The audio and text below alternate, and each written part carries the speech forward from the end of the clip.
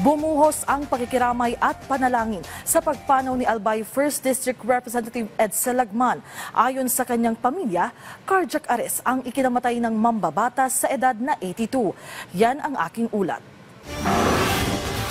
Nakahafmas na ang watawat sa batasang pambansa bilang pagluluksa ng Kamara sa pagpanaw ng isa nilang miyembro na si Albay 1st District Representative Edsel Lagman.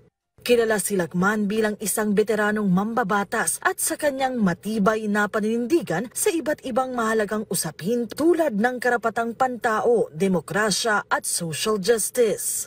Ayon kay Tabaco City Albay Mayor Crisel Lagman, cardiac arrest ang ikinamatay ng kanyang ama nitong Huwebes sa edad na 82. Sa ngalan ng Kamara, nagpaabot na ng pakikiramay si House Speaker Martin Romualdez sa naulilang pamilya at mga kaibigan ng kongresista.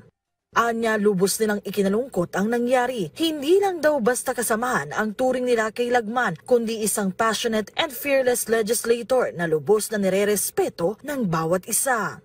Bilang kasamahan sa Albay, binigyang pugay rin ni Albay 2nd District Representative Joey Salceda ang namayapang kongresista. Tumatayong presidente ng Liberal Party si Lagman, kaya't lubos ding ipinagluluksa ng kanilang partido ang pagpanaw ng mambabatas. Nagpasalamat sila kay Lagman kalakip ng hiling na sana'y manatili siyang tanglaw ng buong grupo.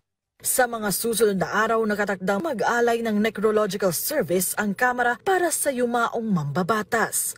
Melalas Moras para sa Pambansang TV sa Bagong Pilipinas.